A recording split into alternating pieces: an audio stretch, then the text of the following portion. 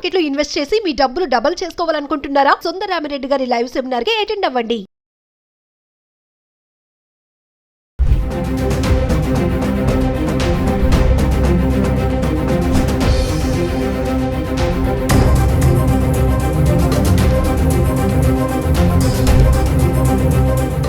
Hi hello నమస్తే, welcome back to Suman TV. ప్రస్తుతం మనతో పాటు ఉన్నారు consumers welfare committee chairman Mandadi Krishnareddy గారు.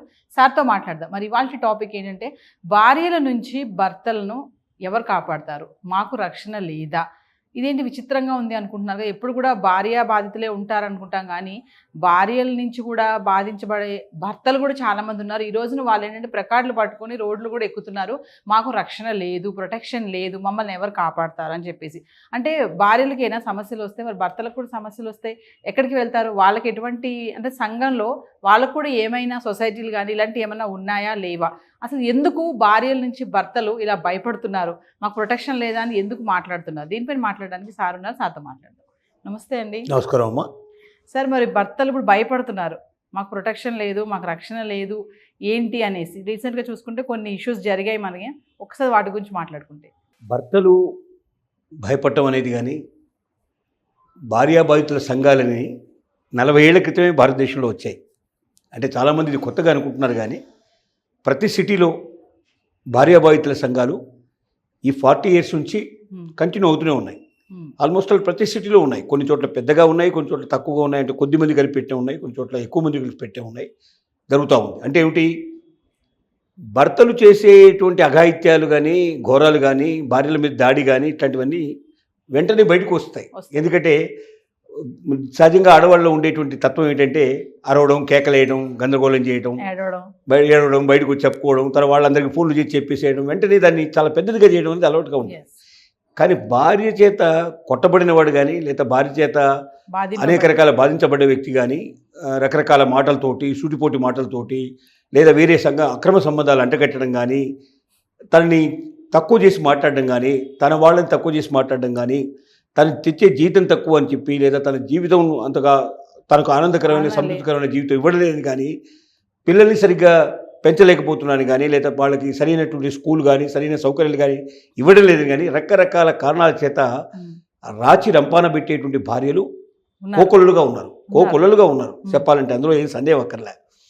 కొంతమంది బయటికి కనబడరు, కొందరు బయటికి కనబడతారు. కొంతమంది చాలా ప్రశాంతంగా చాలా శాంతంగా కనబడే వాళ్ళు కూడా ఇంటి దగ్గర రఫాడించేటువంటి వాళ్ళు చాలామంది ఉన్నారు నేను చెప్పాలంటే. కాబట్టి భర్తలకు కూడా ప్రొటెక్షన్ కావాలి, మాకు కూడా రక్షణ కావాలి అని కోరుకునేటువంటి పురుషులు చాలా ఎక్కువ. దీనికి తోడుగా ఏం జరిగిందంటే 498 అనేటువంటి ఒక సెక్షను విపరీతమైనటువంటి అడ్వాంటేజు మహిళలకు తెచ్చిపెట్టింది. అంటే ఒక మహిళ తన భర్త గురించి నన్ను బాధిస్తున్నాడు, నన్ను కష్టపెడుతున్నాడు, నన్ను కొడుతున్నాడు, నన్ను తిడుతున్నాడు, నన్ను చంపాలని ప్రయత్నం చేస్తున్నాడు అని ఇలా రకరకాలుగా 498 కేసు సహజంగా అడ్వకేట్ దగ్గర ఫార్మాట్ రెడీగా ఉంటుంది. అంటే ఓన్లీ పేర్లు మారుస్తారంతే, మిగతావన్నీ దాదాపు ఒకటే రకంగా ఉంటాయి.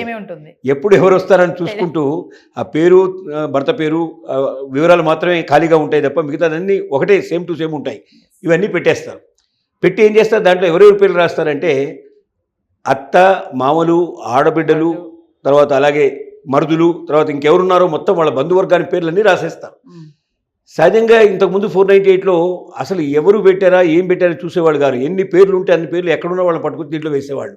కొంతమంది అమెరికాలోను ఇతర దేశాల్లో ఉండేటువంటి వాళ్ళు కూడా ఉండేవాళ్ళు.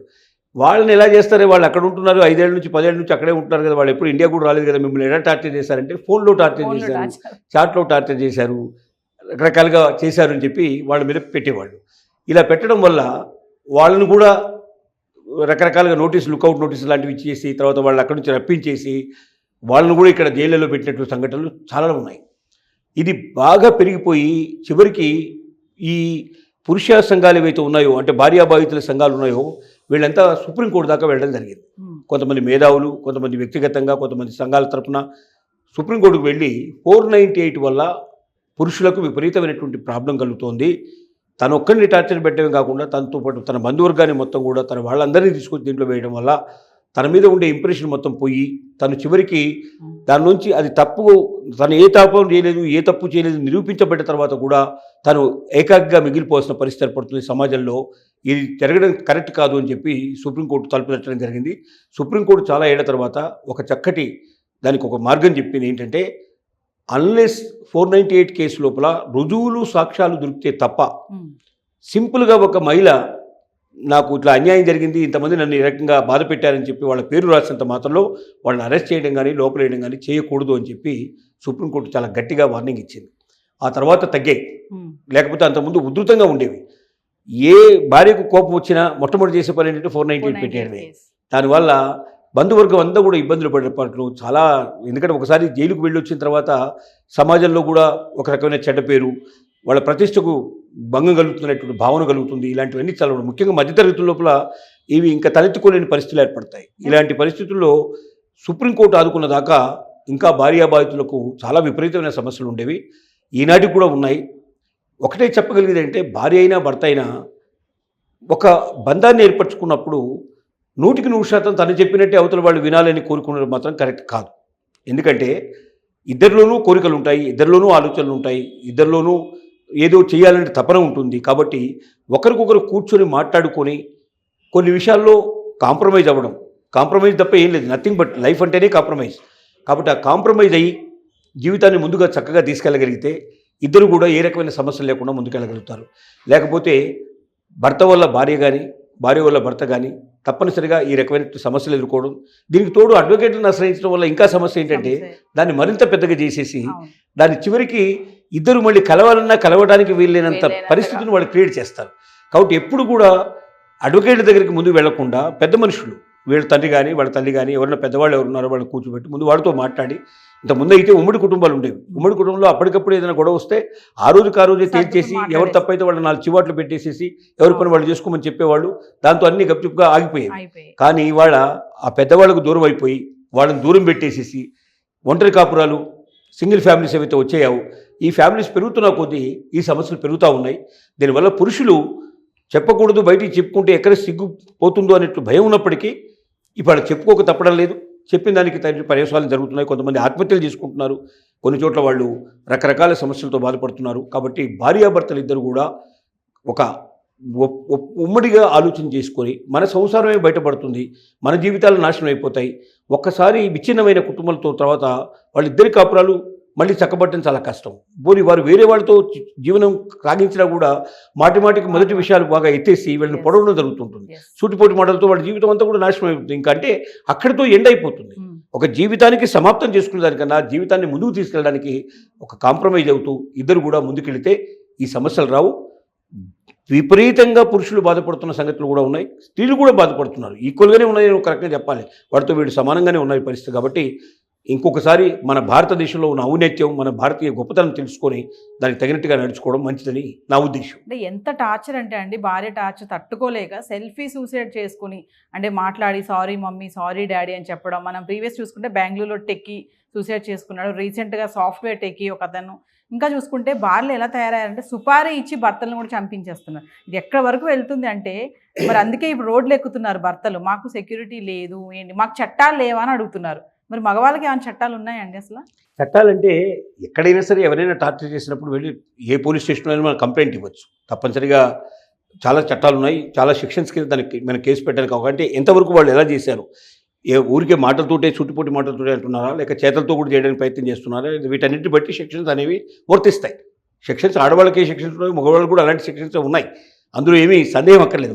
మనుషులనే వాళ్ళకు మనుషులు ఇబ్బంది పడ్డప్పుడు, బాధపడ్డప్పుడు, ఇతరుల చేత హింసించబడ్డప్పుడు, లేక అది ఆత్మహత్యకు దారితీయగలిగే పరిస్థితులు ఏర్పడ్డప్పుడు తప్పనిసరిగా సెక్షన్స్ వర్తిస్తాయి.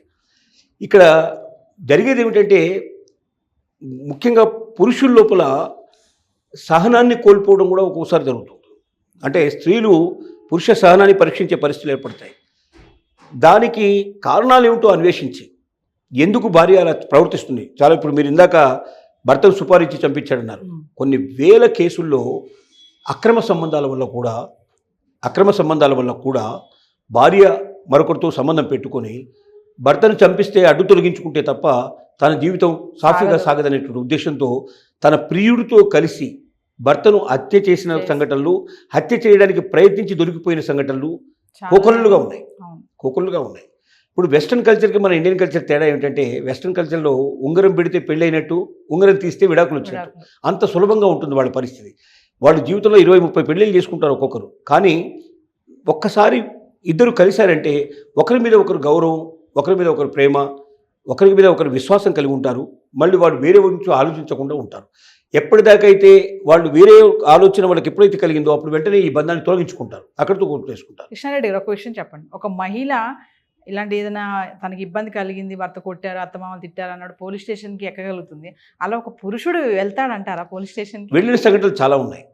అంటే ఎప్పటిదాకా వెళ్ళడం అంటే మర్యాద, వ్యవహారం ఇట్లాంటివన్నీ ఆలోచించినట్టుగా వెళ్ళడు. వెళ్ళరు. కానీ అది దాటిపోయి, పరిధి దాటిపోయిన తర్వాత ప్రతిరోజు టార్చర్ అయిపోయి అసలు పడుకోవడానికి లేని పరిస్థితుల్లో, తను తినడానికి సరిగా లేని పరిస్థితుల్లో, పిల్లలతో సక్రమంగా ఉండలేని పరిస్థితి ఏర్పడి, బ్రతికే భారంగా జరిగిన తన పరిస్థితి ఏర్పడినప్పుడు ఇక చావు బతుకు తెచ్చుకోవాల్సిన పరిస్థితుల్లో పోలీస్ స్టేషన్కి ఏమిటి, ఎక్కడికైనా వెళ్తాడు. రోడ్డు మీద కూడా వెళ్ళి అరుస్తాడు. తప్పదు. ఇక్కడ మనిషి ఒక పిల్లిని కూడా మీరు గదిలో పెట్టి దాన్ని బాగా టార్చర్ చేయడం మొదలు పెడితే అది పులిలాగా తిరగబడుతుంది. తయారవుతుంది. అలాగే పురుషుడు కూడా స్త్రీ యొక్క టార్చర్ భరించలేక పోలీస్ స్టేషన్కి ఎక్కిన సంఘటనలు చాలా ఉన్నాయి మన భారతదేశంలో, మన ముఖ్యంగా ఆంధ్రప్రదేశ్లో, తెలంగాణలో కూడా ఆ సంఘటనలు కోకొల్లుగా ఉన్నాయి. అంటే కొంతమంది ధైర్యంగా ఉన్న వాళ్ళు వెళ్తున్నారు, ధైర్యం లేని వాళ్ళు, ఓపిక, సహనం అన్ని కోల్పోయిన వాళ్ళు ఇలా సూసైడ్ చేసుకోవడం జరుగుతుంది. ఫైనల్గా ఏం చెప్తారు మీరు భార్యాభర్తలకి? నేను చెప్పగలిగేది ఒకటే, బంధాన్ని కొనసాగించాలనుకుంటే కాంప్రమైజ్ కండి, బంధం వద్దనుకుంటే విడిపోండి. అంతేగాని రోజు ఉండి తన్నుకుంటూ, ఒకరినొకరు హింసించుకుంటూ, బాధ పెట్టుకుంటూ, జీవితాన్ని మీరే బలి తీసుకుంటూ నరకప్రాయం చేసుకోకండి. స్వర్గధామంగా మారాలి అంటే మీరు వీలైనంత వరకు కాంప్రమైజ్. ఎందుకంటే పిల్లలకి ఇట్లా ఉంటే ఆ పిల్లల జీవితాలు నాశనం అయిపోయే అవకాశం ఉంటుంది. వాళ్ళకి తండ్రి తల్లి ప్రేమ రెండు కావాలి. ఒక ప్రేమ దొరికి ఇంకో ప్రేమ దొరకకపోతే వాళ్ళు భరించలేరు. కాబట్టి మీరు మీ కోపానికి, మీ తాపానికి పిల్లల జీవితాన్ని బలి చేసే ప్రయత్నం చేయకండి. పిల్లల కోసమైనా కాంప్రమైజ్ అయ్యే ప్రయత్నం చేయండి. కాంప్రమైజ్ కాని పక్షంలో విడిపోవాలని నిర్ణయించుకుంటే ఫ్రెండ్స్ లాగా విడిపోండి. ఇప్పుడు చాలా చోట్ల విడిపోయిన పార్టీలు కూడా చేసుకునేటువంటి పరిస్థితులు ఉన్నాయి. ఇట్లాంటివి ఒకప్పుడు మనకు తెలియదు. మనం కలిసి ఉన్నప్పుడు, మ్యారేజ్ అయినప్పుడు పెళ్లి పార్టీలు చేసుకోవడం అనేది సహజమైన విషయమే. కానీ విడిపోయినప్పుడు కూడా పార్టీలు చేసుకోవడం అనేది సంతోషంగా విడిపోతున్నారు. అలాంటి సంఘటనలు చాలా జరుగుతున్నాయి. నేనేమంటున్నానంటే మీరు పార్టీ చేసుకోలేని పరిస్థితులు ఏర్పడ్డా కనీసం విడిపోవడం, ఫ్రెండ్లీగా విడిపోయే పరిస్థితి చేయండి. పిల్లలు ఉంటే వాళ్ళకి న్యాయం చేసే ప్రయత్నం చేయండి.